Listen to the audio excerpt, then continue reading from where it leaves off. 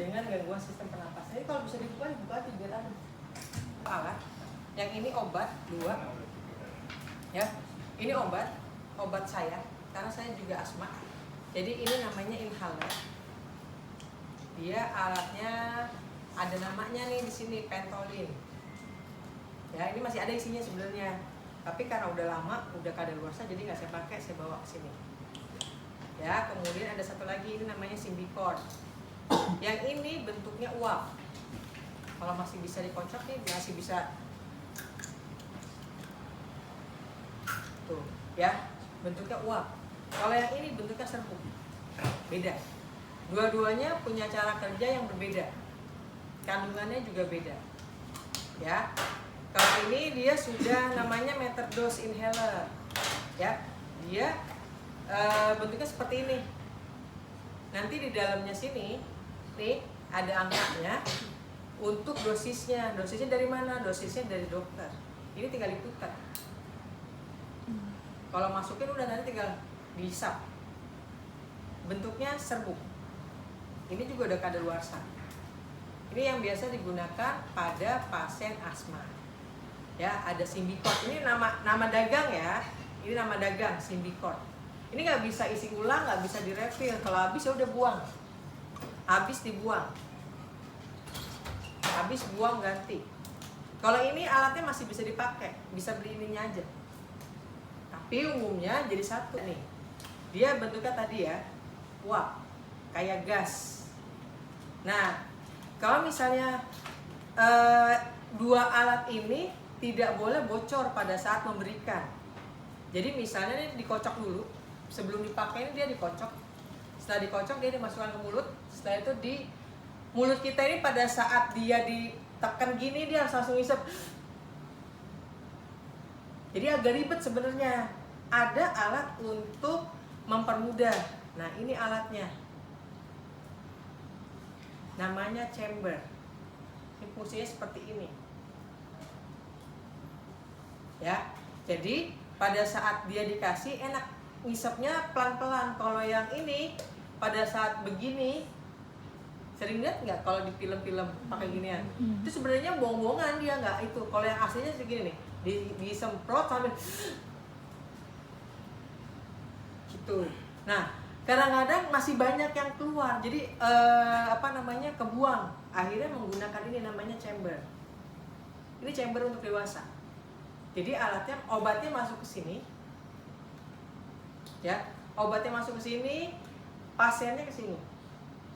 Nanti ininya ditekan, nih, ditekan, tuh, dia ngumpul masih ada di sini. Walaupun di sini tadi udah keluar, tapi masih ada obat di sini nih, masih bisa dihirup. Beda kalau misalnya langsung di sini, langsung gini, banyak lagi yang lebih banyak lagi yang keluar. Makanya ada yang namanya chamber. Untuk mempermudah, ini bisa dibuka dan bisa dicuci, maka harus dicuci dia. Ya, sini ada katupnya juga nih, pulpnya tuh, biar nggak bocor. Tinggal dihirup pelan-pelan. Ini jadi bisa dicuci. Ya, seperti ini. Jadi kalau pasien asma harus punya alat-alat seperti ini, karena saya asma, jadi saya harus punya alat-alat seperti ini. Nih, dulu saya belum bisa. Sampai sekarang juga masih nggak bisa kalau pakai ini langsung gitu, nggak bisa, pasti masih ada yang bocor keluar. Jadi sayang obatnya, jadi lebih baik menggunakan chamber seperti ini. Ada yang untuk anak-anak, apalagi anak-anak, dewasa aja sulit, ya kan? Jadi ada yang khusus anak-anak, dia warnanya kalau nggak salah anak-anak itu warnanya kuning, ininya kuning, ininya lebih kecil, ininya lebih kecil. Fungsinya sama. Ini bisa nggak di sini? Nggak bisa. Kalau ini emang harus dihisap, langsung pakai mulut, ya, nggak enak. Ini bunyi nih, karena dia serbuk. Beda kalau yang ini nggak ada bunyinya, karena dia bentuknya gas. Ini mah jam tangan saya yang bunyi. Kalau ini bunyi serbuk.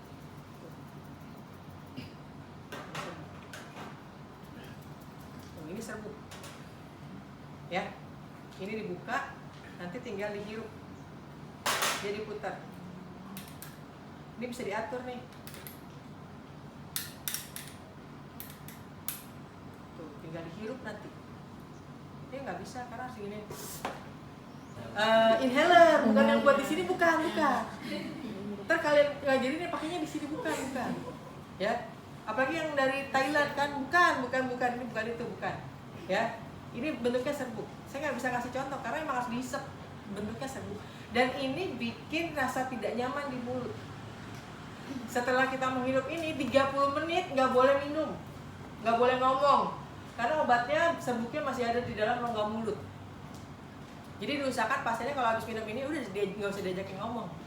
Kalau saya diajakin ngomong nggak enak, mulutnya tuh masih kayak apa ya? Makanya nggak enak ya. Kayak kalian habis makan tepung atau nggak tepung? Tepung kayak makan sagon tau nggak sagon? Sagon tau nggak sagon? Tahu. Orang Bekasi, orang Betawi pasti tahu sagon. Kagak enak kan ya? Gitu kan? Bubur. Iya, karena dia bentuknya emang serbuk, jadi masih ada yang di mulut. Jadi kalau misalnya diajakin ngomong tuh masih keluar. Nggak enak, nggak nyaman. Nah, ini 2 alat untuk obat untuk pasien asma. Ya, ini namanya Ventolin, namanya inhaler. Kalau ada tulisannya inhaler, dia ada tutupnya, salah ini. Dia ada tutupnya. Ini bisa dicuci juga. Jadi kalau misalnya mau ngebeli, tapi biasanya yang dijual itu udah 1 paket begini. Sebenarnya ini masih bisa dipakai lagi. Ya, oke. Ini obat untuk asma. Nah, selain obat untuk asma, pasien kanker itu wajib punya ini, respirometer atau nama lainnya adalah piclometer. Dua-duanya punya saya, yang ini yang lama, yang ini yang baru. Ya, jadi caranya ada itu enggak? Pas alkohol. Ada sama merah. Ya, ini adalah hasil rata-rata saya melakukan piclometer. Jadi saya tahu kalau misalnya saya udah mengalami gejala nih, aduh kok napasnya berat ya, diukur pakai ini. Jadi ini atas pakai sama dokter dulu, sama dokter paru diukur. Saya suruh niup. Ini nggak boleh dicobain ke kalian. Kalau mau kalian cobain, di sini ada lagi namanya mouthpiece. Kalau yang ini bisa pakai mouthpiece, kalau yang ini nggak bisa. Yang ini pakai mouthpiece, jadi nanti kalian bisa. Ya, ini saya contohkan. Pakai yang ini aja ya. Mau ini apa ini? Dua-duanya. Ntar minta emailnya lagi. Iya. Kalau ini masih saya pakai, yang ini masih saya pakai. Ya, ini namanya piclometer. Jadi dibersihin dulu. Ini individual. Jadi memang tidak dipakai orang lain. Hanya saya yang pakai kalau yang ini. Karena dia nggak bisa disambung. Kalau yang ini bisa disambung. Bentuknya itu kayak, kalian tahu toilet paper, tisu toilet, dalamnya ada kardusnya. Bentuknya sama kayak gitu, cuma gedenya segede gini. Nih. Buat gini. Ya, oke. Nah, di sini tuh ada warna kuning. Kelihatan nggak kuning-kuning nih? Kecil. Tuh kelihatan ya warna kuning? Kelihatan. Dia diturunin dulu, cara nuruninnya gini. Ditekan-tekan. Ya, kalau sudah, nih mulut saya harus tertutup rapat. Tarik nafas. Tuh, saya masih hijau, jadinya saya aman. Dan ini berdasarkan perhitungan dari dokter. Gimana cara ngitungnya? Melakukan 3 kali hembusan. Ya, ini nggak diturunin, langsung lagi, mulai lagi. Nggak berubah. Emang segitu. Bisa nggak lebih tinggal ini? Bisa. Tergantung orang. Sama alat cara kerjanya ini juga. Ini nanti tinggal diturunin. Ya, caranya tinggal tarik nafas. Semua mulut ini harus rapat. Jadi harus tertutup. Nggak boleh kebuka gini. Nggak boleh, nggak bisa. Jadi memang harus dia rapat ke dalam. Tuh, nggak naik dia masih gini. Tapi saya masih hijau. Saya taunya kalau misalnya, napasnya nggak enak nih, ngap gitu kan, rasanya kayak sakit, terus tiba-tiba bunyi, gitu kan. Kalau lagi diem gini, gitu, wah udah mulai. Ini pakai ginian, dilihat di mana. Apakah masih di kuning atau sudah ke merah? Kalau sudah ke merah, berarti udah bahaya, saya harus pergilah ke dokter. Kalau masih di kuning pakai ini. Saya masih bisa pakai ini. Tapi kalau udah merah, saya segera masuk IGD. Nggak bisa pakai ini. Ya, ini namanya peaks flow meter. Oke, ini tadi caranya. Kalau yang ini juga sama. Kalau yang ini lebih baru lagi. Ya, kalau dia otomatisnya ini masih bisa dimain-mainin, diturun-turunin. Tuh. Jadinya nggak fix. Kalau yang ini kan dia bentuknya stiker. Hasil perhitungan. Jadi misalnya sekarang saya dapatnya di 350. Saya lakukan 3 kali hembusan nafas kayak tadi 350. Tinggal dilihat tertingginya saya berapa di antara 3 kali tiupan tadi. Karena masih sama, tidak berubah 350, maka tertinggi saya adalah 350. Ini dikasih tanda hijau, digunting lah di sini. Sebenarnya udah turun tuh, harusnya saya di 360. Ini sekarang 350. Udah turun 10. Kenapa? Karena lagi batuk. Berpengaruh kan? Iya, kan makin lama makin nyesek, makin turun dia. Sama, ini juga sama, tinggal diginiin. Tuh, kalau yang ini malah lebih kecil lagi, 300. Ini baru yang pertama. Kemudian yang kedua. Naik jadi 330. Tuh, naik 330. Satu lagi. Tuh, masih 340, sama itu berarti 340. Diambil yang paling tinggi dari 3 kali hembusan. Kalau yang ini nanti dokternya langsung ditempelin nih stikernya. Bisa dibeli nggak? Bisa. Di Shopee juga ada yang ngejual kok gini ya, namanya peaks flow meter. Ya, kalau ini dia bisa dituruninnya pakai tangan, enak tuh. Kalau yang ini nggak bisa karena dia ada di dalam, jadi dia turuninnya gini. Lihat kan ada kuning-kuning ya, dia turunnya gini tuh. Tuh lama-lama dia turun. Tuh, dia turun sampai ke bawah. Yang kuningnya. Ini namanya peaks flow meter. Nah, kemudian ada satu lagi, ini paru. Pada pasien-pasien pasca operasi, pada pasien-pasien paru, ini untuk merehabilitasi kapasitas paru. Ini bukan ditiup, bukan diginiin, bukan, tapi dihisap. Bolanya, nih lihat ya, saya balikin, bola yang biru ini lebih berat. Nih, lihat. Makanya dia jatuhnya lebih cepat. Makanya pada saat saya hirup, yang merah duluan naiknya. Yang merah baru yang kuning, nanti terakhir yang biru. Karena yang biru lebih berat. Ini juga sama. Kalau misalnya mau nyoba harus beli dulu nih kayak beginiannya. Tuh kayak beginiannya beli dulu. Di proyek ada yang ngejual. Tapi biasanya kalau di proyek kita ditawarinnya sama giniannya sekaligus. Di proyek ada yang jual. Ya, kalau ini namanya ada mouthpiece-nya. Gimana caranya? Jadi pasiennya itu bukan ditiup, tapi dihisap. Kalau kalian yang rokok ketahuan nih, wah dia ngerokok. Saya nggak ngerokok, tapi saya punya asma. Saya nggak kuat, sampai 900 aja udah alhamdulillah. Kapasitas maksimal paru saya.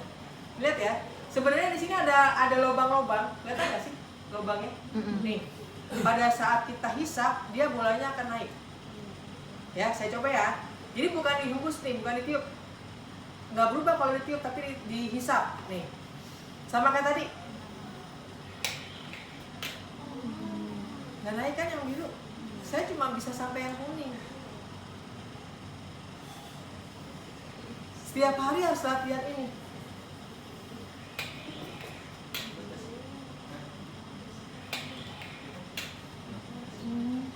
Ngap di sini loh, sakit. Ada yang buat ininya bisa ketarik. Berat. Ya, jadi nanti sebagai seorang nurse wajib memberitahu kepada pasien Bapak nanti kalau misalnya di rumah beli alat yang namanya respirometer, respiratory exercise. Di sini ada namanya nih. Itu ada namanya buat nama pasien. kotaknya kayak gitu. Ya, buat latihan selama di rumah. Tujuannya apa? Meningkatkan kapasitas paru. Nih, ini dihisap. Nggak naik yang biru, karena ini berat. Tuh biru selalu turun duluan.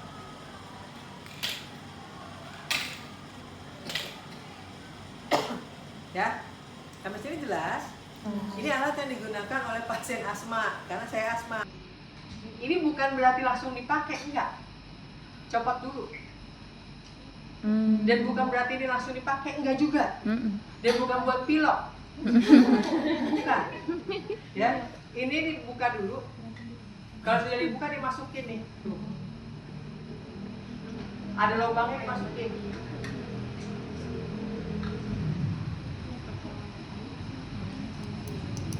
Nah, ini baru dihirup begini, ya. Kalau begini, biasanya sih begini. Tuh. Ke ininya ditekan. Kalau nggak ditekan ya nggak keluar. Oksigen isinya.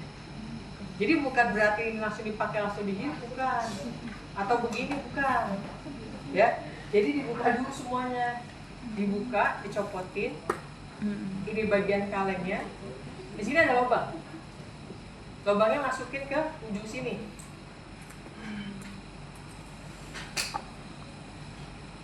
Nah, seperti ini cara penggunaannya. Oksigen. Jadi jangan sampai nanti kalian ketemu alat kayak begini bingung makainya. Ya, ini sama alat untuk membantu sistem pernapasan di kaleng. Dan ini mudah terbakar. Jadi kalau misalnya sudah habis, nggak boleh langsung dilemparin ke tempat sampah, harus dibolongin dulu. Kalau kita nggak kita buang, soalnya buat apa? Buat ngajarin nih. Buat contohnya kayak gini ya, masangnya ya. Pada saat nanti ada kegiatan, misalnya kayak apa ya, pantran lah besok, gitu kan. Pakai kita bawa nih, nanti pasangnya kayak begini. Jangan sampai salah. Ada yang anak PNR nggak waktu SMA-nya? Tahu nggak cara masang ini? Tahu, tuh dia tahu. Yang lain? Nggak tahu. Oke, sekarang kita akan melakukan kalau sambil pernapasan. Bapak, mohon maaf ya, nadinya saya hitung dulu ya. Nadi kita pegang, kita raba sambil kita hitung pergerakan dinding dada. Jadi sambil dihitung. Jadi emang harus menggunakan jam tangan. Ya bukan pakai gelang, lu kagak pada pakai jam tangan. Pakai. Pakai jam tangan. Pakai jam tangan. Tenaga kesehatan pasti pakai jam tangan. Ya, kenapa? Buat ngukur nadi sama ngukur pernapasan. Beda kan? Tadi pakai ini berarti. Assalamualaikum Bapak, selamat siang. Perkenalkan saya Odi. Saya akan melakukan pemeriksaan fisik pada sistem pernapasan Bapak. Kita akan melihat apakah paru-parunya Bapak bagus atau tidak. Jangan bilang paru-parunya normal atau tidak. Ya, kita mau lihat apakah paru-paru Bapak normal atau tidak. Nah, sistem yang lain juga sama. Sekarang saya mau lihat apakah sistem saraf Bapak normal atau tidak. Berarti kalau saya nggak normal, saya gila dong. Ya, kita mau lihat apakah paru-parunya Bapak bagus atau tidak. Karena kalau tidak kan berarti dia sakit. Ya, kalau normal atau tidak normal berarti dia normal berarti gila, tidak normal berarti gila, gitu kan? Jadi ucapannya selalu bagus atau tidak. Apakah Bapak sudah siap atau ada yang ingin dilakukan terlebih dahulu? Kalau misalnya pasien udah siap, ya udah kita lakukan. Kalau misalnya dia bilang, tar dulu, saya pengen ke toilet, ya udah silakan Bapak ke toilet dulu. Selesaikan urusannya. Kalau sudah, saya akan melakukan pemeriksaan fisik. Tempatnya di sini, di tempat tidur Bapak selama kurang lebih 15 menit. Sebentar saya akan siapkan peralatannya dulu. Alatnya cuma stetoskop. Kemudian ada alat tulis sama meteran penggaris. Di sini nggak ada penggarisan. Sama penggaris. Kita berdirinya penggaris. Ya. Oke. Kita bawa alatnya ke dekat pasiennya. Baik Bapak, saya akan membuka baju Bapak. Saya izin dulu ya, saya buka baju dulu. Kita buka bajunya bagian depan. Yang kita lihat hanya bagian dada. Jadi perutnya nggak usah dibuka. Paham? Jadi kita akan lihat nih topografinya, ya. Ini tulang apa yang di sini? Capitula. Capitulanya bagaimana kita lihat. Kemudian lihat pergerakan di dada. Nih, sini deh. Nih lihat. Ini namanya PMI itu lihat. Sini kamu berdiri sini. Dia karena kurus kelihatan ya. Lihat nih. Bergerak. Itu namanya PMI. Nanti bukunya ngajarin. PMI. Bukan putingnya yang saya tunjuk, bukan. Ada yang berdiri kelihatan? Iya, Kelihatan Pak. Ya kan? Yang kita lihat adalah topografi ya. Apakah bentuk dadanya itu normal? Normal kemarin gimana antara depan dan samping? Berapa banding berapa? 1:1 apa 2:1? 2:1. 2:1. Kalau misalnya kita ukur, kita giniin kan tuh. Kurang lebih ya kan nggak mungkin kita begini. Kita lihat aja. Oh ya, ini berarti masih normal. Karena antara posterior dan lateralnya masih 2:1. Kelihatan ya? Oke, kemudian kita lihat nih pola pernapasannya. Napasnya dia menggunakan napas mana? Napas diafragma atau napasnya napas di dada? Ayo yang mana kira? Diafragma apa napas dada? Lagi. Perut. Tuh, laki-laki menggunakan napas diafragma, perempuan napasnya di dada. Iya tuh, perutnya getar. Makanya kalau laki-laki ini dipegang ya nggak bergerak. Kalau perempuan dipegang makin. Mau nggak dicek sendiri? Udah nggak ada yang perempuan, ayo buat coba, buat tanya dah. Ayo dicek, bener nggak sih? Rata-rata ya, rata-rata laki-laki itu menggunakan napasnya napas perut. Di sini. Jadi yang akan kelihatan itu sebenarnya perutnya kembang kepis. Ini dia nahan. Tahuan kan? Panas Beh, tolong diservis. Cia ini. Panas banget ini. Kagak berfungsi Beh. Tuh dua-duanya. Panas. Makanya dibuka, kita buka. Warna kulit. Warna kulitnya apakah dia warnanya pucat, kebiruan? Kalau kebiruan berarti bertanda bahwa dia kekurangan oksigen. Ya, kalau dia kebiruan. Dan itu akan terlihat lagi nih dari ujung-ujung jari. Dari ujung-ujung jari warnanya biru atau ujung jarinya itu bentuknya kayak bentuk jari ini. Normalnya kan jari kayak gini ya. Nih, jarinya kayak gini normalnya nih. Ini kan buku nih ya. Kalau yang pasien selalu kekurangan oksigen, bentuk jarinya gini, jari tabu. Ini kuku. Makanya disebut juga dengan clubbing finger atau kuku jari tabu. Ada nggak dicek? Yang ujung-ujungnya tuh kayak tau kan ayat six drum, bundar gitu. Ya, ini enggak ya? Kukunya masih warnanya pink. Ya, kuku kakinya juga, kuku kakinya nih kebiruan tuh. Nih biru tuh, gitu. Ya. Oke. Kalau sudah, Bapak mohon maaf berdiri. Berdiri dulu Pak. Duduknya begini berarti. Karena biar teman-temannya enggak bisa. Nah, kamu sana, saya di sini. Sekarang kita lihat. Berarti kan dari depan, kan bisa lihat topografi dia belakang. Dia struktur tulang belakang.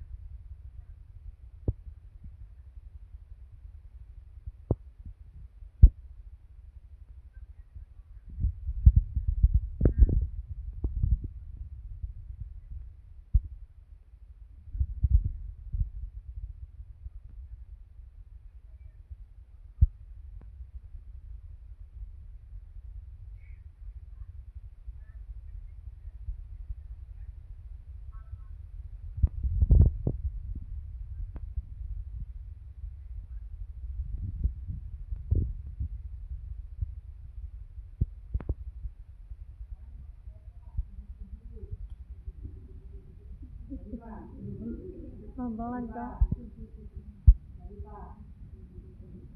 Badinya getarannya suara kanan dan kiri. Ya. Kemudian kita akan lihat nih pergerakan dinding dada. Caranya, nih, satu ini dulu. Pak, tarik nafas Pak. Hembuskan. Tarik nafas lagi Pak. Bergerak Kak?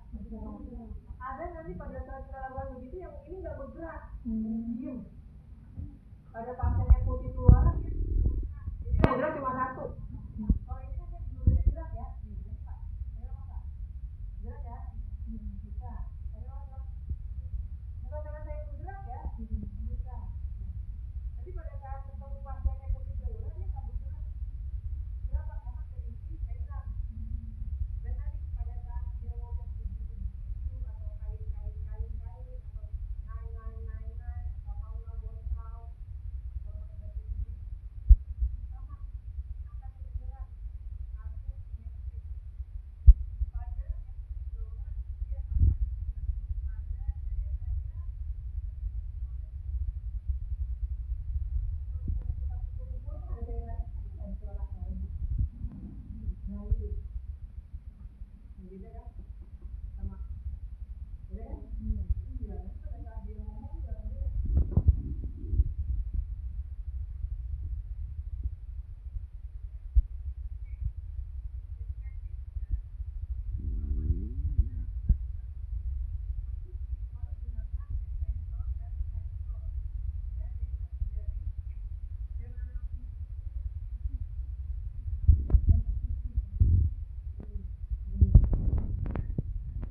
Makasih, Beb. Dengarkan suaranya. Bedakan kalau misalnya tulang ya. Ini tulang. Ini kalau di tengah-tengah. Kalau di paru-paru. Beda. Jadi ini tulang. Ini dia di tengah-tengah tuh. Dari tulang, dia di tengah-tengah nih.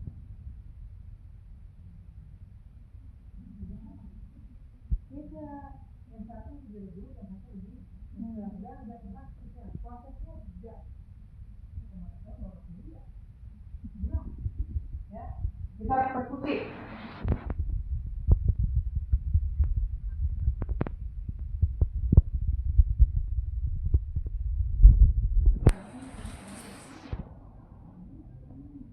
Pak, kalau tadi silakan Pak.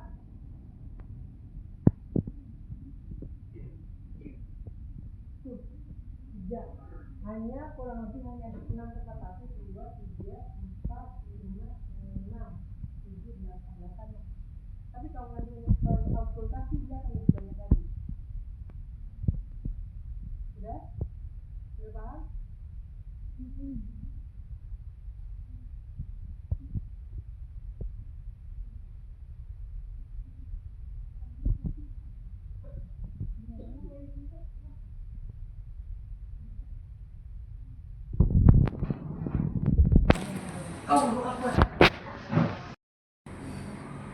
Ya, ini tube. Tube itu selangnya. Dan yang ini namanya earpiece untuk dipasang. Jadi sebelum kalian menggunakan stetoskop siapapun, selalu bersihkan dengan kapas alkohol.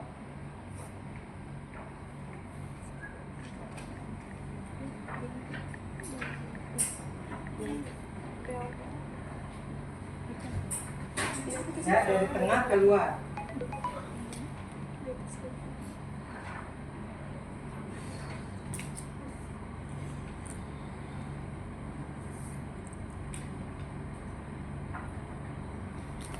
Oke, sekarang kita akan lakukan pemeriksaan auskultasi paru. Ingat, kalau auskultasi kemarin gambarnya sampai ke samping. Sampingnya juga diperiksa.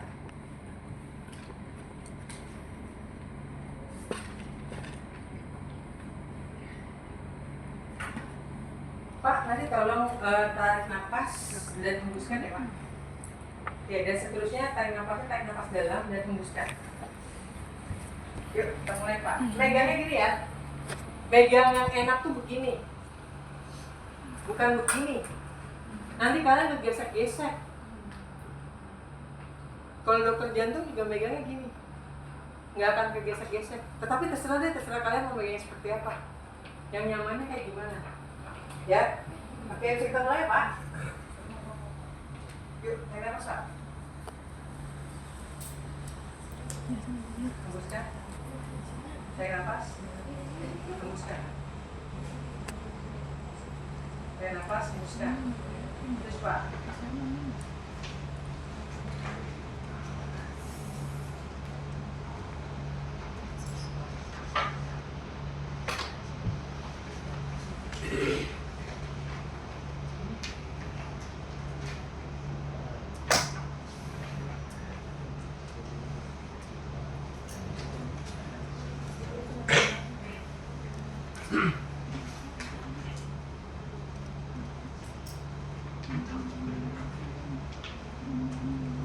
Oke, masih bersih.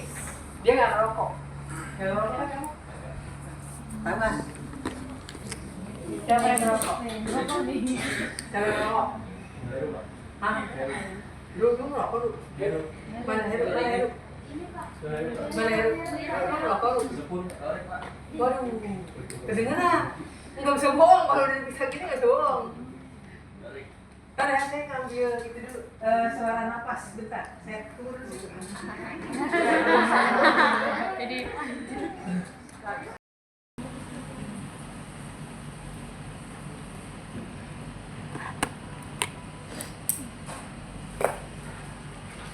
Handspot mana handspot? Bener bintangnya. Bintangnya satu box.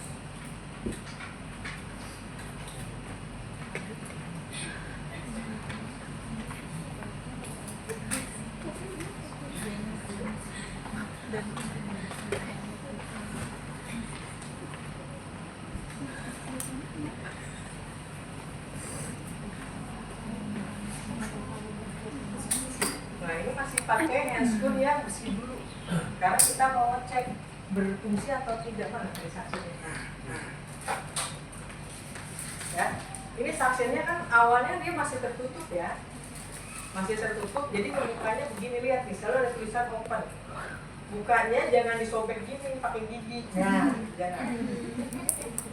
Jadi ada tulisan open. Ya. Jadi mukanya gini. Ya, kalau udah dikeluarin. Nih. Dalamnya harus steril. Dalam sini harus steril. Kalau misalnya kalian nggak ada handscoon steril, boleh pakai pinset. Pinset mana pinset? Nih, anggap ini pinsetnya steril. Karena ini nggak steril juga. Oh, ini nggak ada di sini. Ya, pakai pinset. Kalian pegang ininya. Ya, ini dipegang nih. Jangan sampai kena. Kemudian ini masukin. Karena tangan saya tangan dominan kanan, saya pegangnya seperti ini. Masukin ke sini. Ya. Tangan dominan saya kanan, jadi kanan saya yang begini. Nanti saya tinggal balik nih. Ini tinggal dibuat nutup. Jadi kita nutupnya nggak pakai ini. Kalau nutupnya pakai ini lama, jadi kita tutupnya pakai tangan. Makanya harus pakai handscoon. Kalau nggak pakai handscoon, kenapa kira-kira? Saya kalau tiba-tiba ada reaknya pasien nempel di tanduk. Gitu kan? Gitu. Ya. Nah ini kita coba dulu ya. Dia berfungsi atau enggak nih mesinnya? Kita nyalain dulu nih. Tuh, jadi dia nyala. Tinggal kita pakai pinset. Ini nggak kesedot. Kenapa? Karena belum tutup. Nah, nggak jedot dia tuh. Oh, jedot tuh. Kalau saya lepas, jedot nggak? enggak. Iya, makanya harus pakai handscoon. Kalau misalnya ini paru-paru pas ya.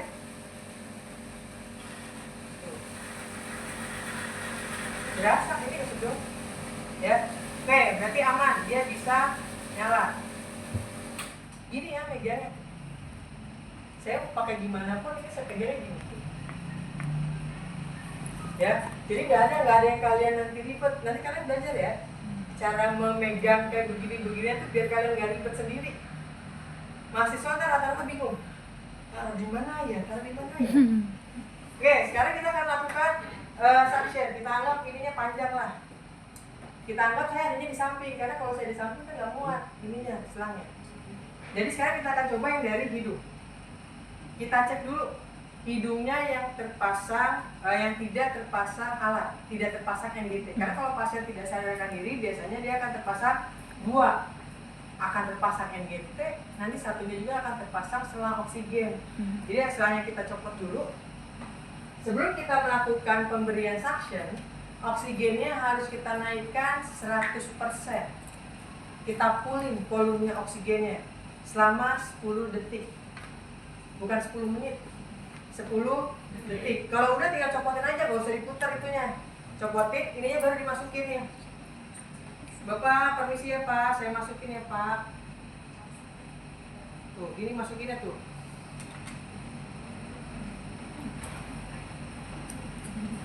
Ya. Nih, kalau misalnya pasiennya tiba-tiba pasang lagi oksigennya, karena biasanya pasangnya oksigennya itu dalam bentuk masker. Kalau sudah siap, nyalain, jangan ditutup dulu, ya, nyalain. Kalau sudah, tekan sambil diputar. Lepas, masukin sini lagi, bersihin lagi. Pasang oksigen pasiennya, paham? Kemudian ulangi sampai bersih. Kalau misalnya dia lewat mulut, ya udah kalau lewat mulut tinggal gini aja.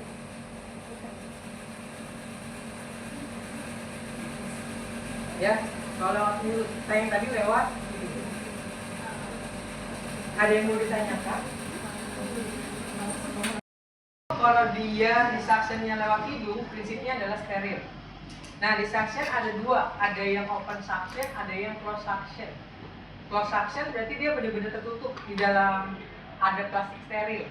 Tapi kalau yang kita lakukan ini namanya open suction, karena dia terbuka. Mana ya suctionnya? Suctionnya ada, suctionnya. Oh itu dia suctionnya.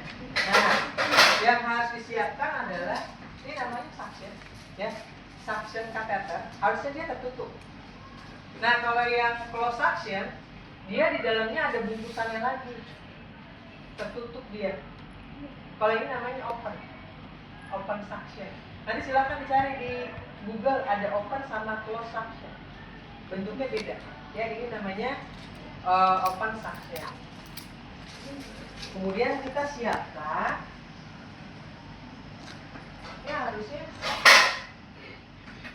Nah ini nanti jangan bingung kalau misalnya penuh gimana, ini bisa dibuka, ya bisa dibuka. Kalian harus tahu dulu cara membukanya. Jadi kalau misalnya mau ngajarin ke pasien atau keluarga cara ngebuang kalau misalnya penuh kayak gimana. Nah ini dibuka nih, sorry, ini dibuka dulu, dicabut, ya, ini dicabut,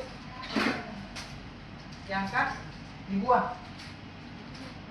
Kalau pada pasien beneran isinya sekutu. Karena ini buat kepentem biasanya cuma air, ya dibuka. Cara membukanya gimana? Biasa kayak buka botol. Nih, tuh, buka. Ya, ini ada bagian-bagiannya. Yang satu buat masuk, yang satu buat udah. Jadi tinggal dibuang.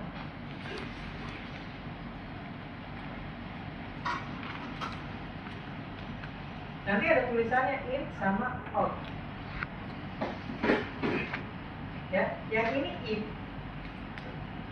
Nih, yang ini in. Sorry, salah sekali. Ini angkanya harus kelihatan.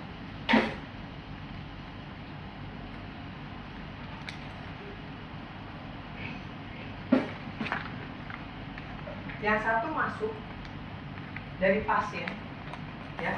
Yang satu ini nyedot, jangan sampai ketukat, ya. ini harus kelihatan nih. Kenapa? Karena nanti kita pengen tahu berapa sih jumlah sekutu yang kita sedot.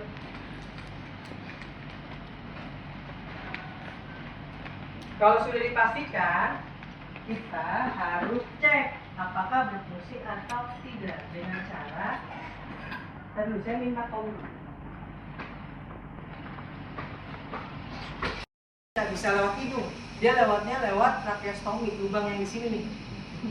Jadi akan masuk ke sini, baru kita suction sambil diputar. Ya, jangan dilama-lamain di sininya. Kesedot kita orang semuanya paru-parunya kesedot oksigennya. Ya, makanya dia sambil ditarik sambil diputar. Ya, jadi dilihatin lagi ya. Saya masukin dulu nih, ceritanya udah masuk. Biar cepet ke tangan.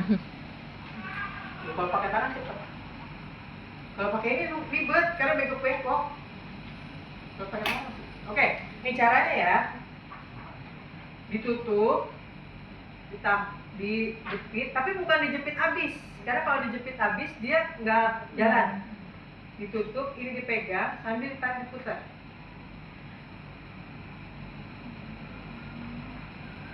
Terus kalau udah masukin ke cairan di sini. Biasanya enacekan atau aquabides kalau ada. Sampai sini jelas? Jelas nggak? Ini suction. Nanti terakhir kita pemeriksaan fisik paru. Satu orang laki-laki buka baju. Itu kalau kagak buka baju gimana meriksanya?